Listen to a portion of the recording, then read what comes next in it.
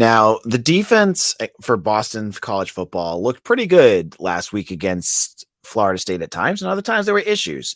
But there's a few things that are still worrisome that I want to talk about on today's show. You are Locked On Boston College, your daily podcast on the Boston College Eagles, part of the Locked On Podcast Network, your team every day.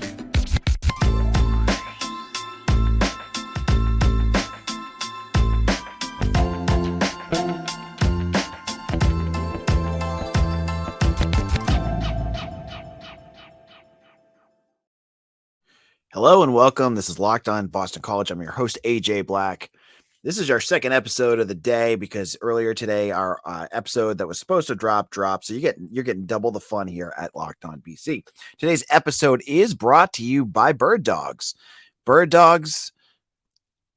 Go to birddogs.com/lockedoncollege or enter promo code LockedOnCollege for a free water bottle with any purchase. You won't want to take your bird dogs off. We promise you that.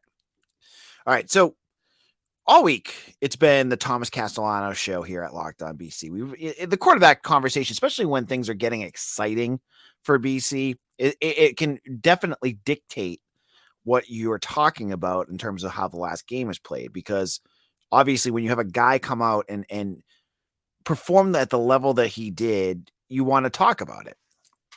But I'm going to take a break with Thomas Castellanos today. We'll get back with him tomorrow when Mitch is on the show. Today, I want to look at the defense. Specifically, I'm going to look at a few different areas that I think are going the right way and some that I'm still concerned about. Now, going into this season, one name that came up constantly in terms of being a star on this team has been Donovan Ezeiruaku. He was all ACC first team as a defensive end. He was second in the conference last year in sacks with 8.5. There were really high expectations for this edge to go out there and have a big season. In addition, he put on 10 pounds in the offseason. So you thought maybe he'd get stronger, he'd get even better. Through 3 games, Donovan Ezeiruaku has 0 sacks. That is concerning. Even more concerning, he has 1 pressure. Ashton Galati, who is on Louisville, has 12 in 3 games, and they're supposed to be around the same level. So getting him more involved and figuring out how to get him after the quarterback seems to be where this defense needs to take its next step. You have a guy, as I have said, that should be your next big pass rusher, and he hasn't gotten going yet. You know, the one pressure I think he had was that pass personal foul call against him against NIU at the end of the game. He needs to start stepping up. And when they are game planning for Ezeiruaku, if they're doubling him up or chipping him, if he is as elite as I have made him out to be, or the thought's going to be that he's going to be one of the best in the conference, he's going to get past that. He's going to be able to win those matchups and figure out how to still get pressure. He's not getting to the quarterback, and that's a problem. Now, I'm interested to see this week because this will be his first opportunity against a quarterback who isn't super mobile.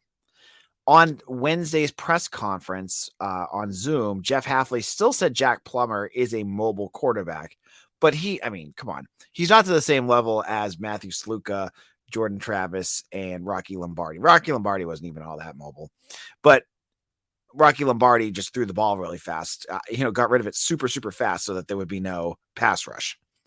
I think there will be an opportunity this weekend to get at the quarterback, but I'm not sure that this is going to happen. We haven't seen Ezeiruaku do anything yet. He needs to step up. So that's one key factor. Now let's flip it. Let's go positive here. A big key for BC, I thought, against Florida State was that they went 2 for 10. Florida State went 2 for 10 on third down. BC got them off the field real fast and did quite a few times. Do that against Louisville, and you should be able to score some points. Louisville, they've allowed 16 points per game, but you have to throw in there that one of those games was against Murray State. I don't think that necessarily counts all that much. And they allowed 34 points to Georgia Tech and 14 to Indiana. Indiana has a very, very anemic offense. Georgia Tech has a good one, so they can be scored on. And the defense, getting them the ball back quickly, will be important. So those third downs, that was a good sign. That's something you could build off of. Another area of weakness, and one that I was talking to Mitch Wolf about, and he'll be able to talk more about it on tomorrow's show, is one of the safety positions. I thought John Pupil came into the season with a lot of hype. Jeff Hafley pointed him out a lot, and he's been one of their leading secondary players in terms of getting snaps. He's out there all the time. But what we saw against Jaheim Bell on FSU, who again is a really good player, but Louisville has good players too. He got exposed. His weaknesses and his limitations got exposed. And what worries me is that the more that you play a guy like Pupil, the more film that's going to go out there. I mean, as Mitch has said, they were moving guys in, when it was man coverage to get them onto Pupil so they could exploit that all the time. I don't know what the answer is. I don't know if there's something you can fix with Pupil or a scheme coverage that they can get to get him so he doesn't get cooked so much. Or do they go to Victor Nelson? Do they go to some of their other safeties that they have? Someone like Bug Jones. I mean, it seems to me they're kind of thin there, but maybe Kari Johnson comes in. I don't know. I don't know what they do there, but I'm a little worried about that because he's a Dartmouth transfer and he's playing his butt off out there. That's not a knock against him at all. It's just he's starting to get exposed. And when you play a good offense with some good weapons, you don't want him to be the guy that lets you down. So hopefully Hafley has kind of looked at that film and saw some of those things and figured out what he can do to fix those. And the final piece that I want to say that I thought looked good on the offense, that again has looked good, is the run defense. Now, the run defense has been pretty hit or miss. Now, Mitch has said it would count for all 3 games that the run defense has been pretty good. Remember, they let up 260 yards against Holy Cross. I have a hard time myself seeing that and going, oh, yeah, their run defense is good. But Mitch says if you take out some of the stuff, you look at it, it is okay. And that's what Hafley said. I mean, he's the coach. You can disagree with him. I don't agree with that, but I thought the run defense looked much better against Florida State. I went into that game in terms of run defense worried about Jordan Travis and Trey Benson. Trey Benson torched BC last year. He was able to, he had that kickoff return for a touchdown to start the season. Start the game. And he just did whatever he wanted against BC last year. This year, he only went 14. He had 14 rushes for 68 yards. Last year, he went 10 rushes for 78 yards. So he was averaging almost 8 yards a carry last year and only 10 rushes. He was averaging about half of that this year. So I thought they did a nice job there, and they pounded Jordan Travis through that game. I mean, obviously he left with that injury at one point. I like what they're doing there, but they're going to have it again, another big challenge. Louisville's going to be a big one for them. They've got to step up. Louisville's not as good as Florida State, but you're playing on the road for the first time. You're still mistake prone. You need to clean a whole bunch of things up, and your defense needs to continue to grow. Will they be able to do that? We'll talk about that tomorrow with Mitch. Now, in our second segment, I'm going to give some recruiting news and an update. I don't think many of you want to hear, but I'm going to talk about it anyways. We'll be back to talk about that in just a moment. Now, I want to tell you about the Locked On College Football Live Show. If you are a subscriber to our YouTube channel, you already have seen it. It comes up every Friday. College football season is here, and this season, Locked On is kicking up our coverage with Locked On College Football Kickoff Live every Friday. Locked On will go on live from 11 a.m. to 1 p.m. on every Locked On College YouTube channel, including this one. College Football Kickoff Live will cover playoff implications, the conference rivalry games, and go in-depth like only Locked On can, including insight and analysis from our stable of Locked On College hosts covering their team every day. Find Locked On College Football Kickoff Live every Friday from 11 a.m. to 1 p.m. on any Locked On College YouTube channel. You won't want to miss it. Now, if you know me, you know I am a fan of Bird Dogs. Bird Dogs are my jam. I found out about these this year, and they have changed my life. I love wearing my Bird Dogs. Their stretch khaki shorts are designed to fit slimmer through the thighs and legs and give you a truly sculpted look. I'm always a guy that wears baggy shorts, and I look kind of sloppy. I know it. I do. Bird Dog, the way that they fit, it makes me look sharp. It makes me look like I'm ready to go out to a nice restaurant, and I like it. I like how it feels. It doesn't feel like it's bunching up, and it's super comfortable. It's as comfortable as wearing baggy shorts. So I want you to take a chance at yourself by going to birddogs.com/lockedoncollege. That's birddogs.com/lockedoncollege and enter promo code lockedoncollege at checkout for a free Bird Dogs water bottle with your order. That's birddogs.com/lockedoncollege for a free water bottle at checkout. You won't want to take your Bird Dogs off. I guarantee it. This is Locked On BC. I'm your host, AJ Black. Now, this week is Louisville week, and we're getting ready for the Cardinals. They're talking, all the talk is about this being a first road game, and we still have questions that we don't have answered. Mitch got to go to the press conference, but we don't know about the injury status of Logan Taylor, who left against the Florida State last week. We don't know the injury status of Patrick Garwo. And I don't blame the media for not asking him, because Jeff Hafley wouldn't answer it. I mean, if you guys have been part of the BC community and listen to any of these press conferences, he dodges it every time. I can even hear what he would say in my head. He would say, "We're hopeful that they'll play." Hopeful is like the most useless term, but that's what he would say, right? Now, one thing that you can't be hopeful about is Gerby Lambert. Gerby Lambert is a 4-star offensive tackle from Catholic Memorial, right in BC's backyard. And he's from Roxbury, Massachusetts, right in BC's backyard. We have been following his recruitment now for a better part of 6 or 7 months. And it's been one of the strangest recruitments I've ever seen. He won't talk to the media at all. So as someone who covers recruiting, I mean, most recruits I try to reach out to, I can't get them to shut up. They love talking. They love promoting themselves, which is great because that's what they're doing. I mean, it leads right into that NIL stuff, right? They want to be able to talk about it. We have had some of our national guys been able to reach out and, talk to his coach or his parents or whatever and get more information. He took an official visit to BC this June, along with Ohio State, Notre Dame, and Harvard. Right? Harvard? That's a weird one. And he had those as his final 4 schools. He visited Boston College 5 times since July, but all the crystal balls were pointing to Notre Dame.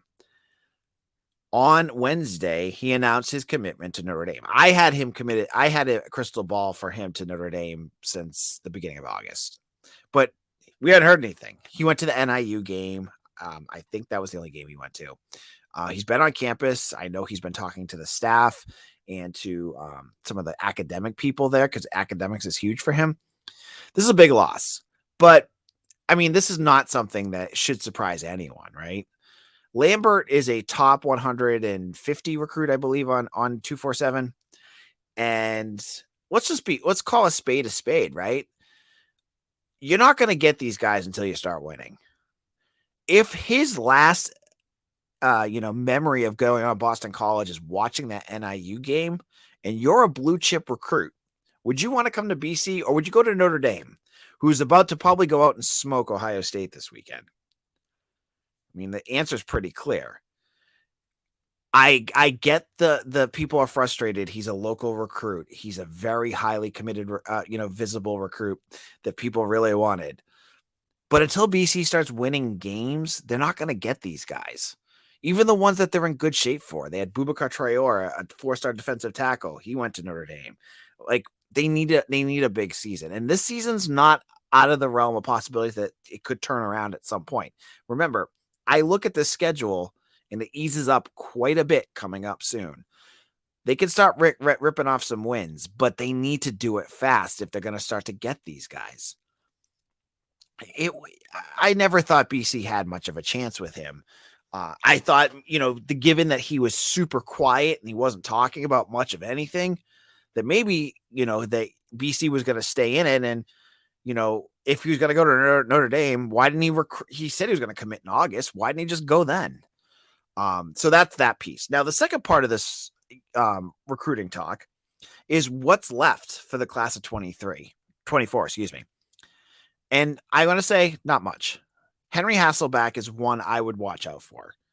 Michigan State, we talked about this a couple days ago. They're having a lot of upheaval with Mel Tucker leaving, and I've heard that BC's in a lot of contact with Hasselback.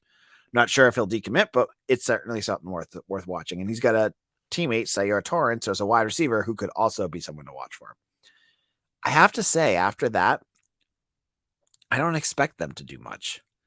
I think it's going to be a small class. And I think the reason why, and I know the reason why, is they're valuing transfer portals players now. I think a lot of folks were really bummed or upset that they hadn't been. But I think it feels to me like the staff has understood now that there's an importance to getting guys like that. Yeah, you want to bring in your own guys and develop them.